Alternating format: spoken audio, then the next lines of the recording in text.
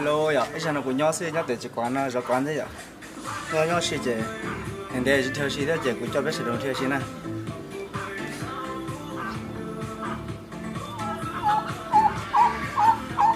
Nên là sai của thiên nào, mua đã chỉ với thì đã chỉ xíu nó nhỏ tới xíu này ya.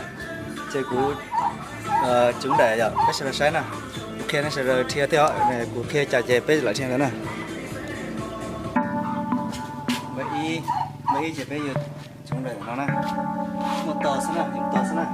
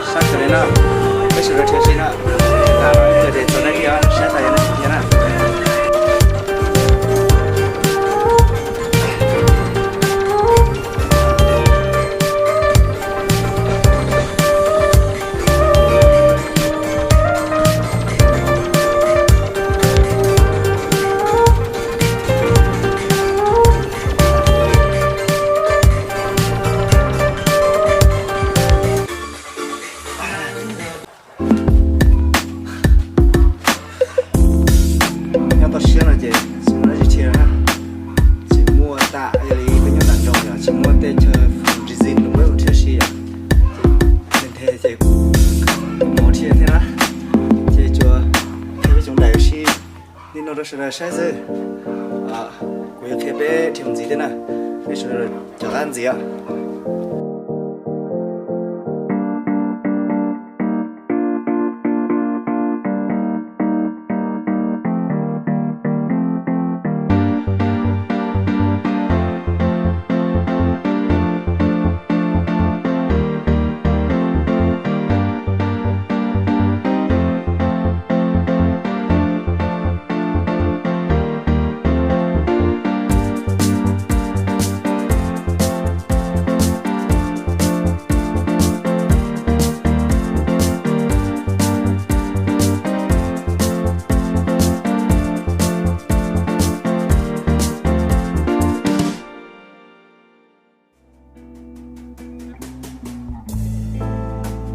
Whisper, good morning, so gently in my ear. I'm coming back to you, baby. Ôi da, ôi trời xí tán à, sắc rồi nữa. Này là sắc kia đó, nó rất ba tới chơi, rồi chúng mình nè. Cụ thể mình chỉ cho biết sự sai cái đó. Có thể sáng ra này mình ngủ rồi thì nên ngủ rồi mà đi tên là gì nè để chẳng có chi ấy để cho nên sẽ sáng nè xin nó chỉ điều hoặc là chỉ tao tới vậy hai cũng mà lia comment này cũng mà lia phiếu sao rồi thế của gia đình của khi đi là xin được rất sao vậy nè mua chạy chạy bé ở xí chầu kia